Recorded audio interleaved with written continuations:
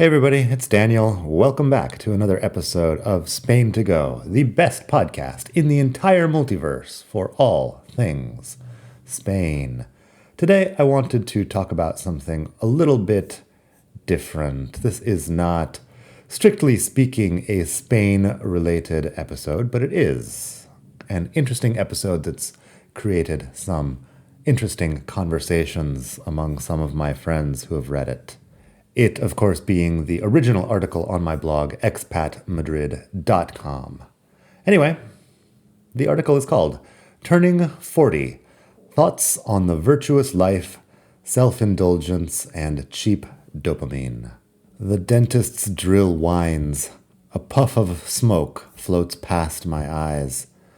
After a minute, the smell of burning enamel. The dentist and the hygienist hover over me in faced masks and protective goggles, drilling out the pulp, filing down the nerves. Eventually, they have to inject the spaces inside my roots with citric acid, then alcohol, then citric acid, then alcohol. Repeat, repeat, repeat. This part takes the better part of an hour, and the dental dam is leaking. I try to detach and remain calm, but all the while my throat is filling up with spit, blood, and acid. I can't speak, so I gurgle a protest, and the hygienist sucks the fluid out with her little vacuum. Momentary relief, but it happens again and again. It's my first root canal. I've just turned 40, and let me tell you, so far it's not going well. Finally, they stop the bleeding from my roots.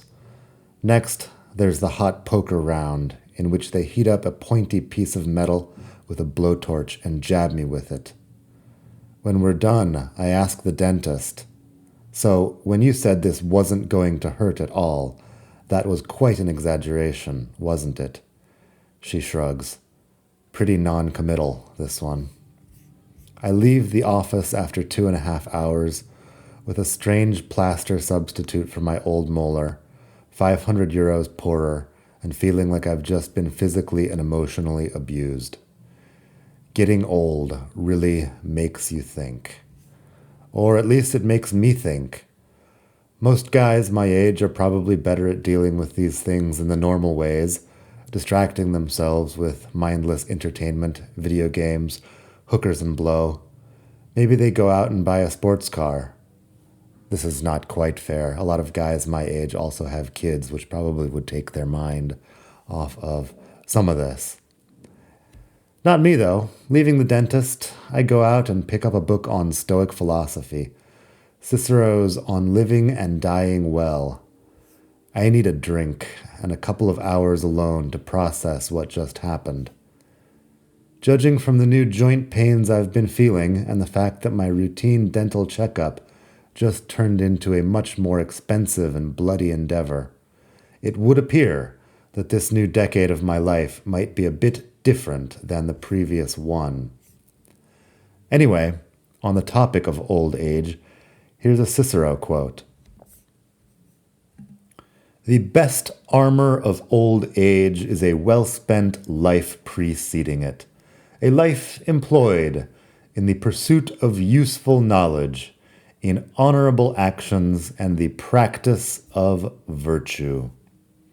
Marcus Tullius Cicero, 103 BC to 43 BC.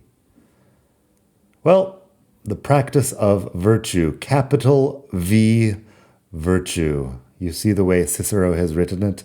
There's a lot of words with capital letters, but virtue is one of them. And practice of virtue? Well, that just does not sound much like anybody I know. Words like honor and virtue actually seem pretty antiquated and not exactly in step with the prevailing philosophy of the times. In centuries past, presumably, you might be complimented by your peers on your character or integrity. Being serious might be considered positive. These days, though, it seems like most people would prefer to be thought of as cute, popular, nice, or fun. Just imagine, if you will, the following conversation in which person A says, "You should really go out with my friend Daniel. He's got a lot of character." Person B responds, "What? You mean he's ugly?" Person A, "No, his character, integrity. You know, honor, nobility of spirit, all the old school virtues." Person B, "Oh my God, he's definitely ugly. I can't believe you're trying to hook me up with your ugly friends now. What did I ever do to you?" And so on. Maybe there's a Christian dating app where people use the word character in their profiles unironically. And maybe there are cultures around the world where these things are still valued. The nomadic herders of Mongolia, perhaps, value character. But us modern secular Westerners, card-carrying members of the cult of romantic consumerism, would rather buy all the stuff and feel all the feels than sit around exercising self-control and developing an Aristotelian greatness of soul. Because where's the fun in that? Well, as I've mentioned before, and actually suspected for quite a while now, fun is largely an empty pursuit. At least it's never appealed much to me. So what is this practice of virtue exactly? In the Cicero quote I just mentioned, he says that the best way to arrive at old age is the practice of virtue as a younger person. But what does that mean exactly? It'd be easy to gloss over the word virtue as generally being a good person. Online and offline virtue signaling seems to be mostly about that. I'm a good person because I parrot all the acceptable political views, fret about climate change or whatever, and pay sufficient lip service to tolerance. In any case, it doesn't involve actually doing much. It's barely a practice. And, of course, being a good person can mean very different things to different groups of people. Personally, I try not to base my life on ambiguous buzzwords, so good person in itself doesn't do much for me. And neither does practice of virtue without a lot of clarification. Luckily, Cicero elsewhere defines what he means by virtue. In fact, he lists 4 virtues, which I'll paraphrase here. The original, of course, is in Latin, so forgive me if I don't pick up all the nuances. Cicero's 4 virtues, in any case, are wisdom, knowing what is good versus evil and being able to choose good; justice, contributing to the common good and not harming others; courage, a noble and unconquerable spirit; and temperance, aka moderation, or if you prefer, discipline. That also sounds quaintly old-timey, but at least it's specific. The problem is that nothing in my upbringing or culture seems to value these things. The word virtue itself sounds, at best, like you're about to get some long scolding about abstinence from someone's puritanical aunt. And the idea of controlling your passions and resisting temptation clashes with literally everything about life in a consumer society. Bro, relax, I hear you suggest. Stop striving for excellence of character and have a few cupcakes. Indulge yourself. Such seems to be the reigning philosophy, because honestly, what kind of square sits around conquering his passions when there's so much fun to be had? So, what about those 4 virtues? Well, it's interesting to note that if you dig in, the words wisdom, courage, justice, and temperance have specific meanings that aren't exactly what you might be expecting. Wisdom, for example, is more than just knowing information. It's knowing how to act. It's knowing the difference between good and evil. You can learn knowledge from a wise man, but you can't learn his wisdom. That comes from experience. Knowing what's in your control, what's not, and how to act on the things you can impact, that is wisdom. Justice in ancient Greece and Rome meant something different than it does today. Something along the lines of making sure everyone gets their due. Needless to say, in a violent society run by aristocrats, with slavery, gladiatorial spectacles, and feeding Christians to lions, it didn't mean equality, social justice, or even fairness in the sense we now think of it. It also includes an admonition to help the public good and do no harm, but those things were also understood rather differently 2,000 years ago. Courage seems a bit more self-explanatory, but then again, what does a noble and unconquerable spirit mean if your life consists of working in an office, shopping in a mall, and sleeping in a climate-controlled house? Probably not much. The Brené Browns of the world would suggest that it has to do with honestly expressing your feelings.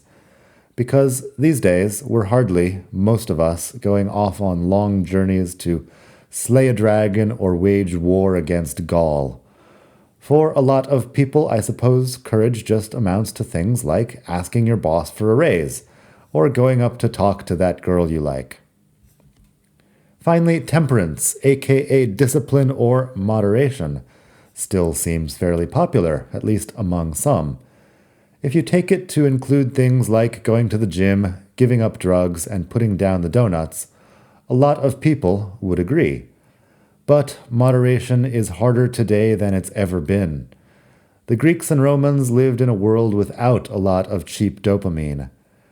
They didn't have Instagram, they didn't have Call of Duty or Frappuccinos. They certainly didn't have billion-dollar companies lobbying the government for the right to call ultra-processed, sugary snacks part of a balanced diet.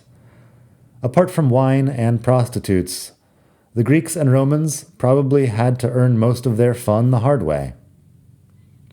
Still, the four virtues seem worth keeping in mind, even though the social situation has changed. Moderation will help you live a long life, courage will help you get what you want, and wisdom and justice will ensure that you have a good reputation. All good things. But will they make you happy? Well, the Stoics had a slightly different idea about happiness as well. The cultural conversation about happiness has changed quite a bit in the last couple of millennia. Whereas these days, we're told that happiness comes from external sources.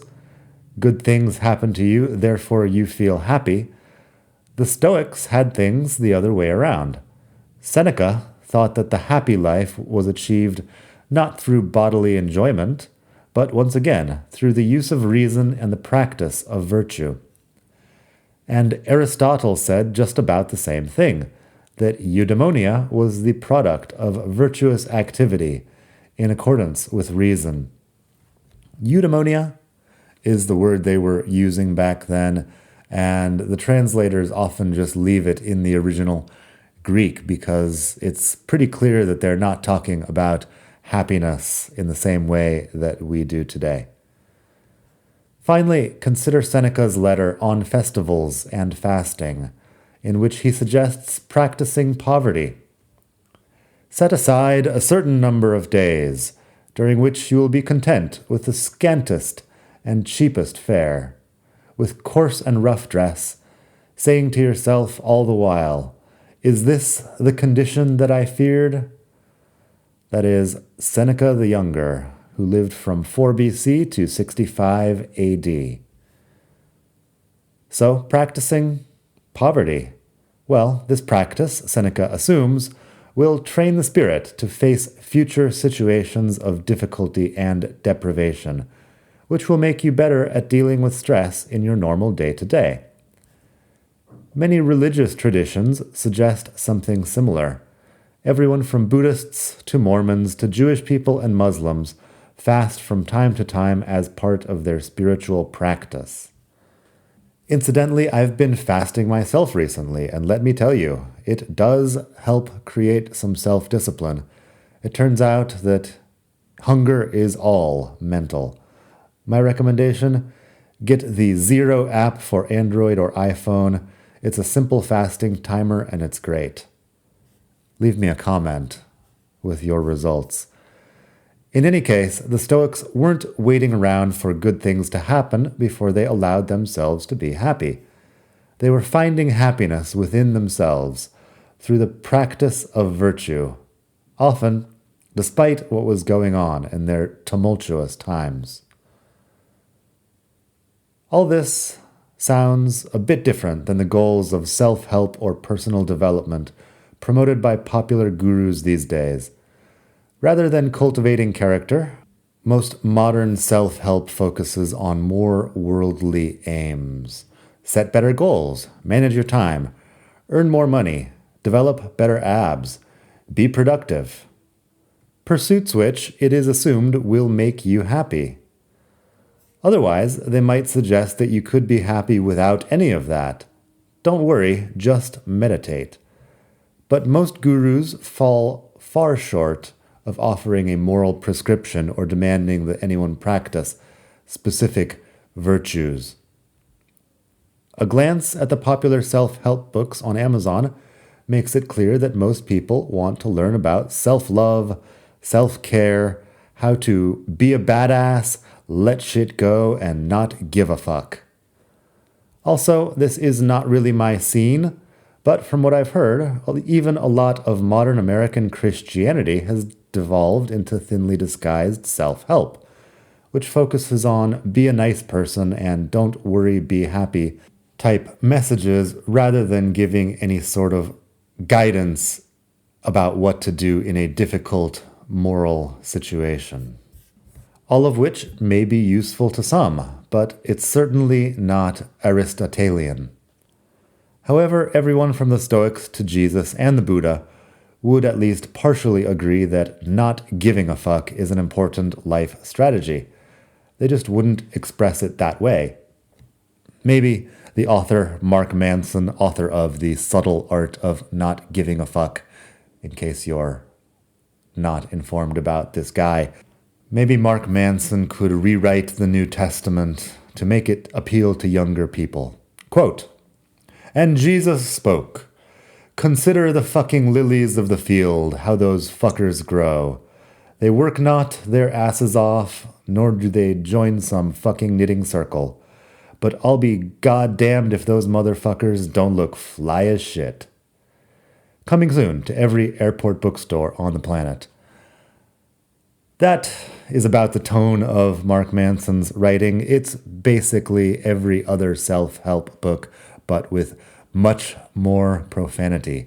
Enough profanity that I actually found myself to be kind of annoyed, and I don't generally have a big problem with profanity.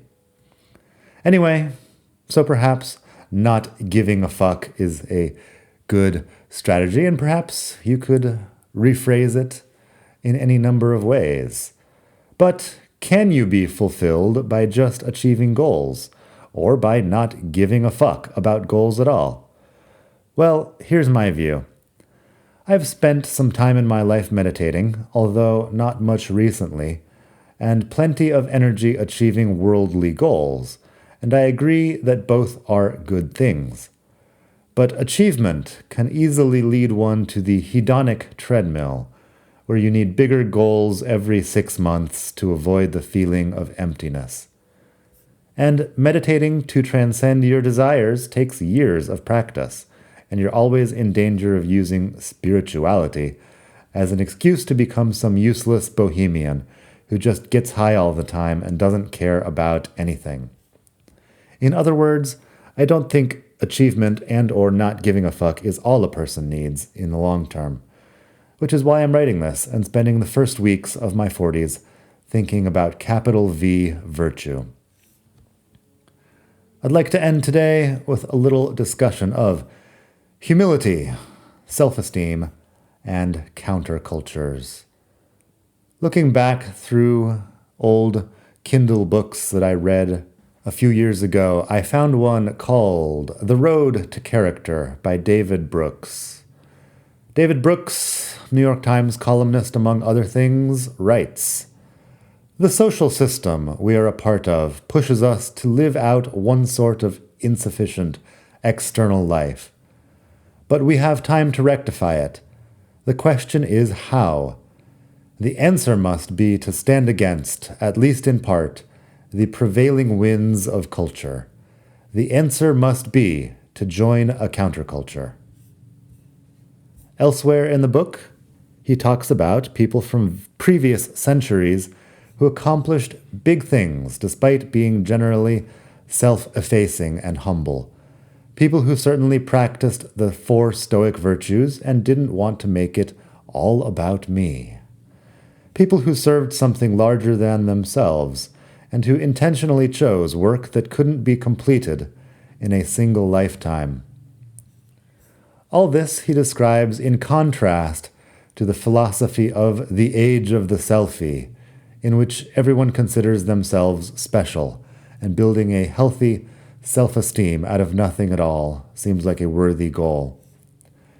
Personally, I'm overjoyed every time I read something about how mainstream psychology is now deciding that self-esteem is bullshit.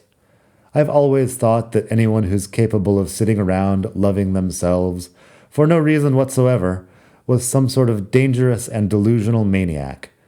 And the author of the above-linked article, above-linked only if you go to expatmadrid.com to read this, but the article is, I believe, on the New York Times. You could Google it. It's called The Trouble with Self-Esteem, and the author, I have no idea, it's behind a paywall at this point. I apologize. The Trouble with Self-Esteem from the New York Times. The author is a real psychologist who has decided, just as I have, that self-discipline is way better than self-esteem. It's a good article if you are a subscriber to the New York Times and or have not used up your monthly free articles. Anyway, like I said, all of this is about my turning 40. So I've spent some time just here contemplating the second half of my life. I've asked around, as I tend to do. Friends in their 40s have assured me that it's the best decade. Mostly, they say, because you can do whatever you want. Doing whatever I want, however, is how I spent most of my 30s, and it largely seems to be a dead end. What I mean is, it's fine for a younger person than myself, and for a limited number of years. But at some point, I started to think I'd had enough self-indulgence for one lifetime. In fact, for a while, it's been pretty clear that most people, myself included, need more struggle rather than less. We need to do some hard things, right some wrongs, and practice courage, even, especially when it's uncomfortable to do so. And with the right mix of courage, justice, and temperance, we might eventually achieve the wisdom of old age. One friend said something that stuck with me more. It's a privilege to reach this age at all. And it's true. We all know people who haven't made it to 40. I know people who didn't even make it to 20. People in my family tend to live a long time, but of course, nothing is guaranteed. Either way, I'm most likely about to enter the second half of my life, and I'm planning to make it a good one. Just one PS today, well, maybe 2 PSs. First, if you have reached this point and been thinking the whole time that this is a very masculine point of view, you're right, it is a very masculine point of view. In fact, the 2 friends who told me about how their 40s were shaping up to be the best decade yet were women. And they said things like, well, my kids are older now, and so I have time to go to the gym. And they talk about how their 40s are great because they're able to indulge themselves in ways that they couldn't previously. This is very different than my situation. My situation is that I've spent a lot of time doing basically whatever I felt like doing since my online business got to a point several years ago where I didn't need to work my ass off every day. So I've had plenty of time for self-indulgence. Anyway, maybe there's also some sort of biological reason why women tend to think differently about aging than men. I don't really know though, I'm not a biologist. My other PS today is that I recently got married out in India. That article is on the blog too. I don't know if I'll record it for the podcast, but there's at least part one of my Indian wedding adventure. I married an Indian woman in India. It was a beautiful experience. I met a lot of Indian people. I've got a whole extended Indian family now. So that's nice. I'm sure you'll be hearing more of that in future episodes of the podcast. Thank you very much for listening, for spending these 26 minutes of your life with me. I hope you have a great day wherever it is you are in the world. Please head by expatmadrid.com, drop your email into the little box there and receive updates. You could follow me on Facebook or on Instagram. I'm Daniel Welsh, WELSCH. You could donate some money to the cause. Hey, expatmadrid.com/donate. Buy me a virtual coffee or a virtual vermouth, or you could buy me 100 virtual coffees or virtual vermouths. My plan back in the day was to buy Torre Picasso in Madrid and rename it Torre Daniel, but that was when I was an ambitious 27-year-old. Now I think I'll just settle for the coffee. Anyway, thanks again and have a great day. Keep on trucking. I'll talk to you soon. Bye.